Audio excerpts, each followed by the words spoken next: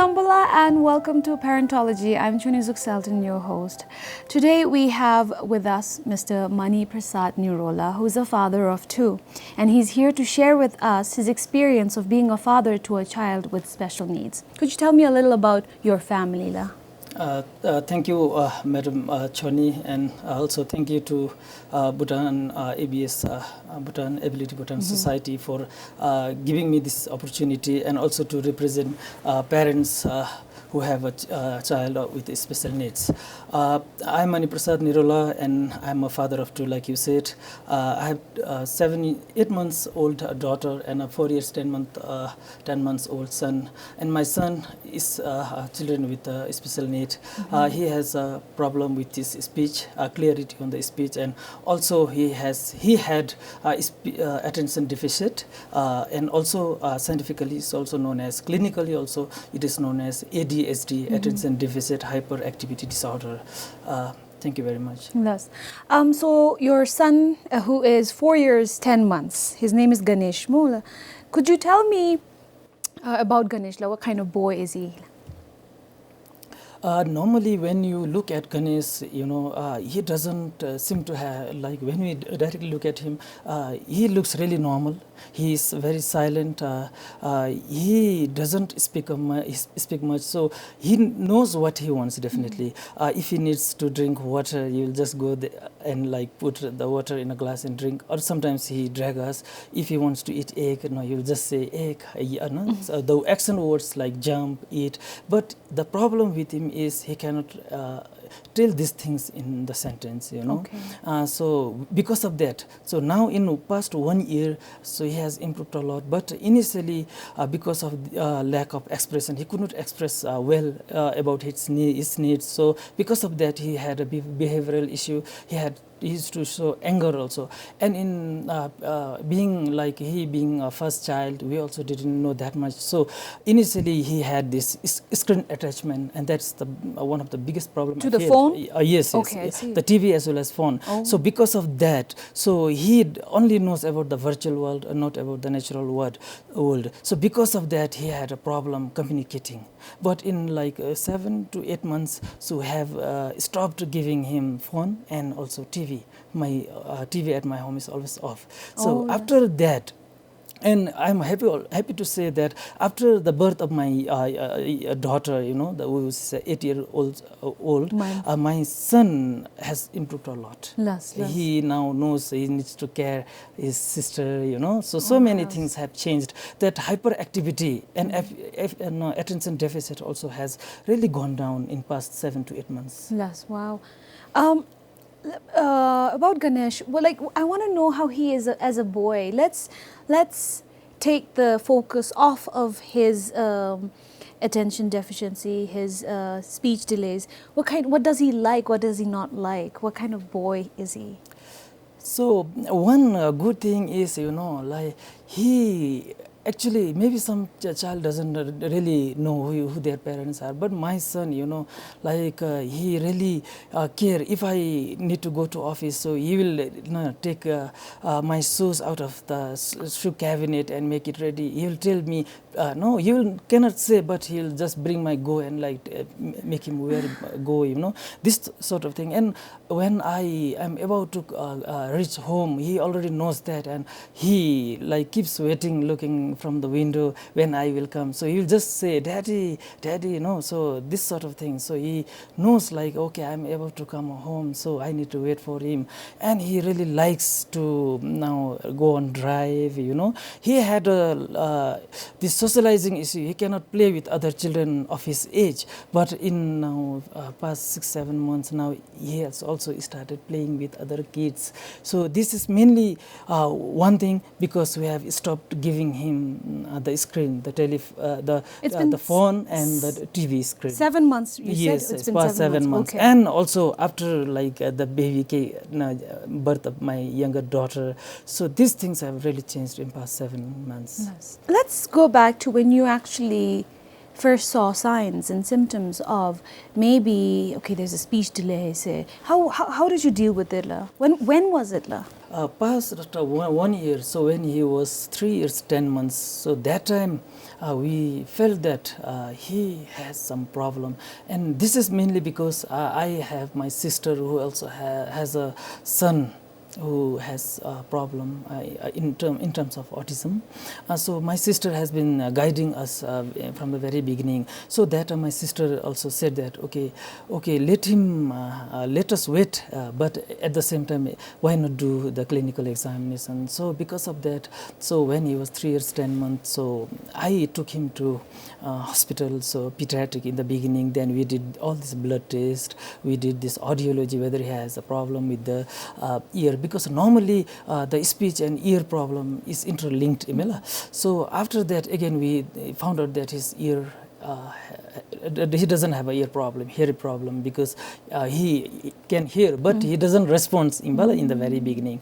So after that, we went to the speech therapist, and after that, the speech therapist said that, okay, maybe he has a problem with this attention deficit hyperactivity. So because at that time, because of this screen, that the phone and the cartoon and the television, you know, he was quite, when he used to watch these things, he was like very active, and he doesn't eat when there is no phone, so he needs to watch phone while eating, you know. So this sort of problem he had. After that, we took him to the ABS, Ability Bhutan Society, again after the recommendation of my sister. So after going there, then there are many children who have similar problem, and even again more severe than, you know. Looking at those children, then I felt, no, so we have to deal with this. We have to give extra care, but it doesn't mean that he cannot do anything. So they are very unique and interesting child. So they have a lot of potential, but the special attention has to be given, as well as special care has to be given in their upbringing. Yes.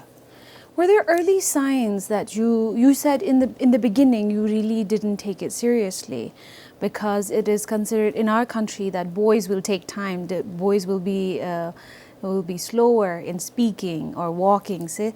So what were some signs that you chose to ignore in the beginning, Len?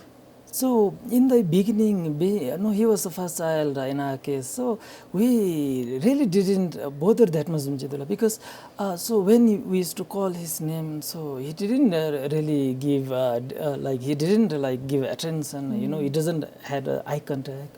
So we thought, oh, it's normal, but no. Again, after some time, we realized that, oh, he's not responding to our, and it was our close relatives and well-wisher who said that, why not take it to the hospital and do the checkup. So after that only we knew that, okay, definitely he has an attention problem, and at that time he also had that hyperactivity thing, you know. So because of that, that time we confirm, we felt that, okay, he has a ADHD, the hyperactivity problem. So let us, and also at the same time he doesn't know how to play with other children of his age. So this sort of thing made us realize that he has some a behavioral issue. So we need to clinically diagnose this. Last week I took him to do this audiology again to check whether the ear there is a ear hearing problem, but it is very much perfect as of now.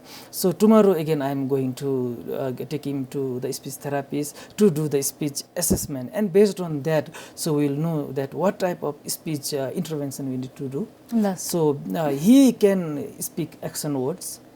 He also understands, but the problem is he cannot say in sentence. For example, Daddy, I want food. So that he cannot say. So Daddy, food, something like that. Daddy, yummy. Daddy, egg. So this sort of thing he can say, but not in a sentence, you know. And the clarity, he speaks many words very clearly, but again there are words he cannot speak clearly, you know. So this sort of thing needs to be corrected, you know. But now the good thing is he say whatever we say. If I say kuzu zangpola, he also say kuzu zangpola. So that is, I think, one way how we can train his clarity, you know. I see. If I say I want to eat pizza, so he also repeats, you know. So maybe these things will also change. But again, I need to acknowledge here that the Ability Bhutan Society, being an NGO, many people might not know the existence of Ability Bhutan Society, but it is a perfect organization,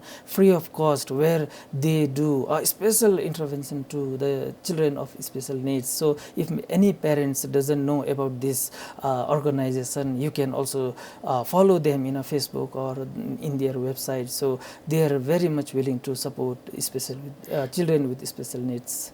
Let's find out a little more about ABS, Ability Bhutan Society. What kind of people are there getting their help? Normally, so because of the experience I had dealing with the Ability Bhutan Society in past 1 year, so in Ability Bhutan Society, the principal thing they have is the passion, Okay, they have passion to like deal with children with special needs, and out there, so there are many children with different type of needs. For example, so there are some children who has Down syndrome. There are children who has autism.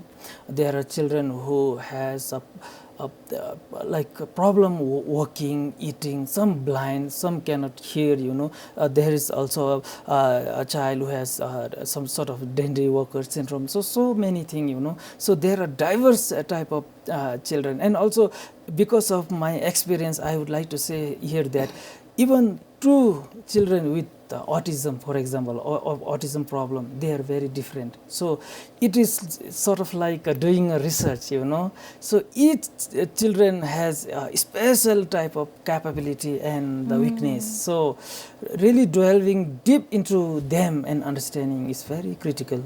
I see. I think for parents it must be really frustrating to know that we lack certain resources that we need for our children. Do you ever feel that? Personally, I don't feel that like that, frankly speaking. But again, no, in past 1 decade or so, personally, I feel that because of maybe with this digital world, virtual world, now we tend to be very we tend to pamper our children, Okay, even when he doesn't want to eat, we give phone. Okay, baby, take a phone, we'll give you food, something like that. So maybe we have also sort of pampered. And now when we also go to hospital, and also when we go to ABS, and there is also another organization, FENSEM. I am not yet a member to FENSEM. It is a parent support group, but I am not yet member to that, but I am planning to join that group.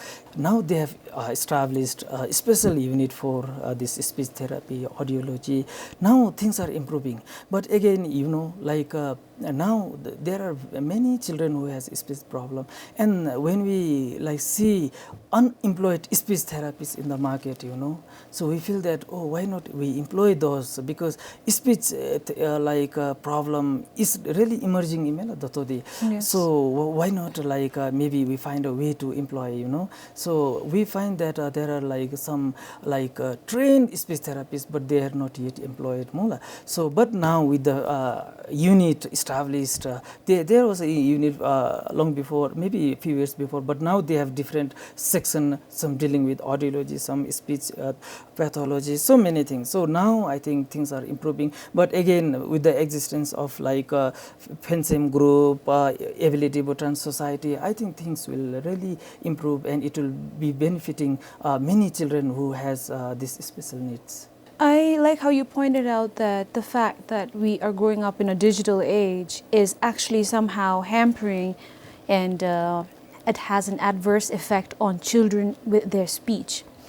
And that's very true. I've noticed with a lot of parents, what they do is they use the phone and the screen in general to calm down a crying child, to distract a child, to prevent from a meltdown, to have the child eat food. And that is causing a lot of problems in our children. Eyes can be fixed with glasses and all that, but the neurological changes that are going in the head, how the screen like just numbs the child's brain and doesn't, like, they don't react to you. When you call their name out, they don't respond to you. It is going to be permanent, and it's going to take time to fix those. So I'm glad you pointed that out. when you found out, or when you finally admitted to yourself that, okay, there is a speech delay in my child, my first child has ADHD, so what was your reaction? How did you and your wife deal with it? No, thank you. This question is quite interesting as well. I also said before, because I have seen other children also, even my nephew also has the autism problem. Because of that, we didn't react too much, you know. So we said, we being a Buddhist country, you know, we believe in karma also. So sometimes we have to keep this for believe in karma also. So we didn't react too much. But in the beginning, we felt, oh, is my son going to be normal, you know? So because for every parents, so in the very beginning, you want to say your son, daddy, appa, no? So my son says, but not in a sentence form. So this sort of thing, our expectation was that he can say, mommy, I want to eat food. Mommy, let's go home. But in sentence form, he cannot say, but now he is daddy, mommy. So whatever he wants, as of now, as compared to past 1 year, he speaks a lot. So that's a huge improvement. And mainly, I said before, one thing is because we have also enrolled him to Ability Bhutan Society, where he interacted with other children, because he really liked ABS as compared to other ECCD, because we have also enrolled him in ECCD, but he had this behavioral issue there.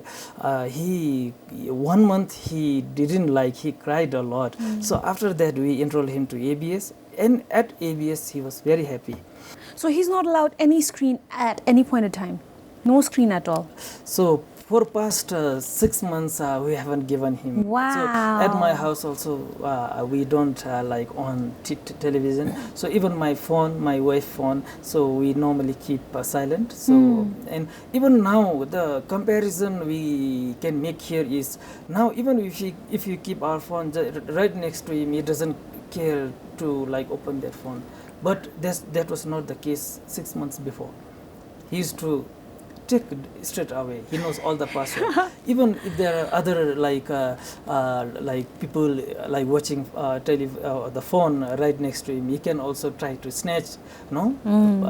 6 months before. But now I think he doesn't really bother to do those things. Wow. So that's the huge improvement I see, or we see as a parent in him.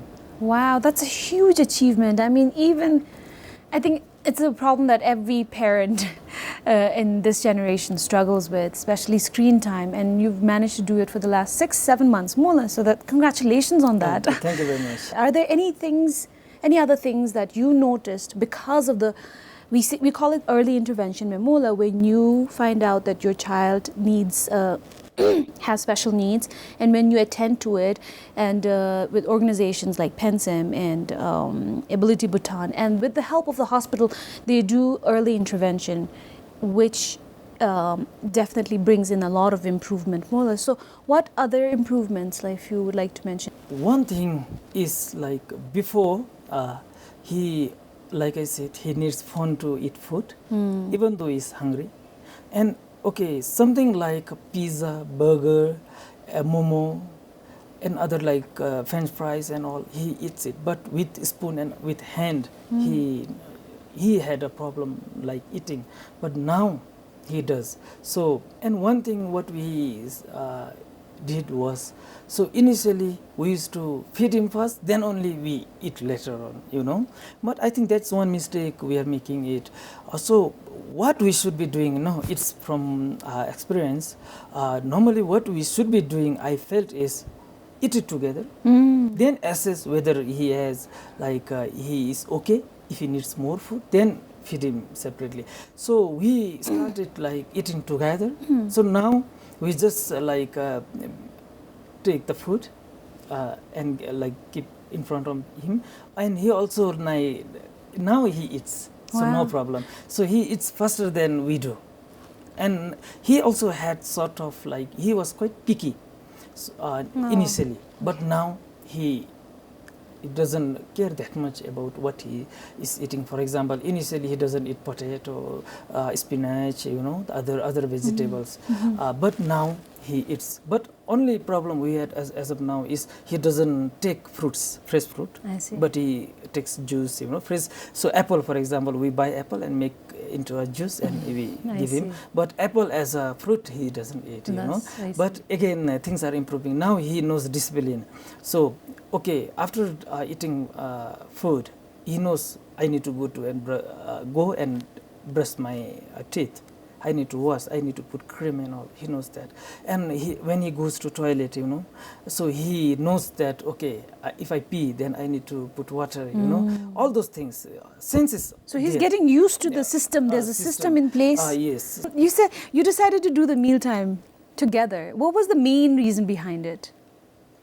The main reason was to let the screen and my son, So the one thing is to increase the this distance, I don't want him to. We didn't want him to always have the phone in front of him while eating. You said you initially did that so that you can take him away from his phone while he's eating, and I think that's a very good idea. I was once talking to a child psychologist and who had volunteered to work in Bhutan. And what she noticed is that Bhutanese families now have decided to prioritize our children so much that we will make a separate dish for them, then we'll feed them first. And this child believes that, I'm the most special person in the family. I am the most important person in the family because I have a separate meal made for me. I am the first person to eat. And it, I think, encourages them to have an entitled mindset. What she said, traditional in Bhutan, what we did was we made a big circle. Whether you had a tiny baby, a toddler, or an older child, you sat in that circle, ate the same spicy food your mom and dad were eating. And that's how I grew up. And this, it might not be a big move, but what this teaches the child is that I am a part of this family. I'm not special. I mean, of course, every child is special now, but I don't become entitled. I belong in this family. I eat with them. There's bonding. There's a bonding too. And I eat what my parents eat. And when she said that, I didn't think much of it. But now that I'm thinking, and as I get to talk and see how me and my friends are raising our children, we really are spoiling them like that. We are giving them too much priority.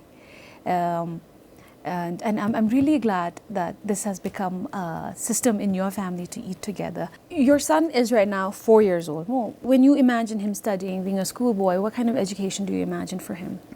So at the moment, so our priority is taking him to Ability Bhutan Society, and also at the same time do this clinical examination. We have just started with audiology and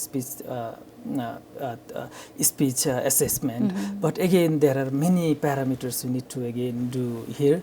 Maybe going to the speech psychiatric, psychologist, and also to the occupational therapist. So many things. So do this in 1 year. Then after that, now with the help of Ability Bhutan Society, I'm expecting to enroll my son in Changha because it is a Sen school, So at the moment, so the Changha, and there are some Sen school, but in future what Bhutan needs to do is maybe have more Sen special need education schools across the country, because at the moment Ability Bhutan Society, FENSEM organization, all are based in Thimphu. There are other drugs, so Drugel also there is an institute, but again, there are many such children in other Dzongkha.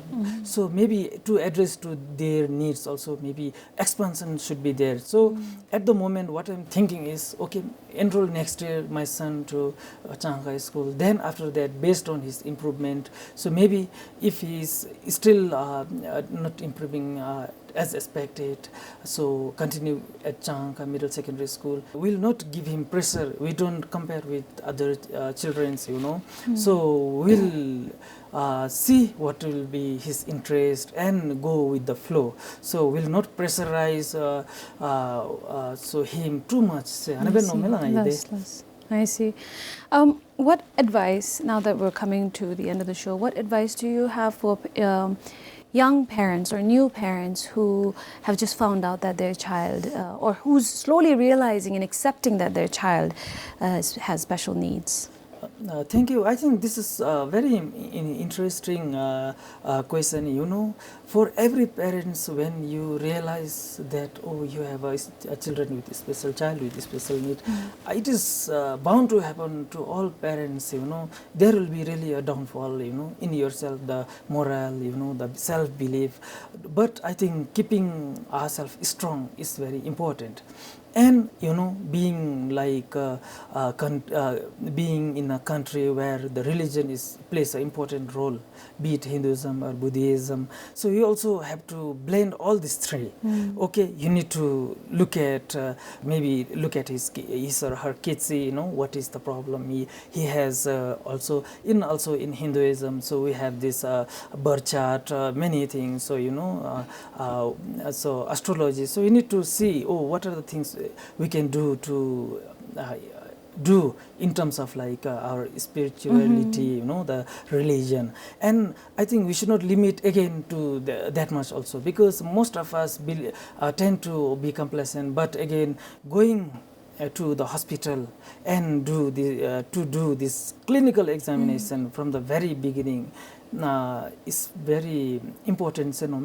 And even my sister says, even I feel, and even like people at ABS and hospitals say that right intervention is when the child is below 5 years old, because once he crosses that age, then the intervention becomes a little bit challenge.